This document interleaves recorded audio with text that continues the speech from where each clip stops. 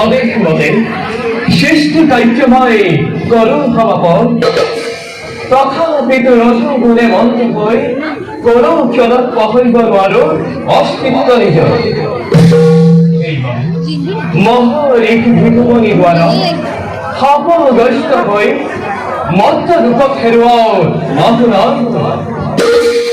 এইবার করে যদি কোনোবাই তপ আরাধনা যথেভাবে বাধ্য হও বঞ্চিত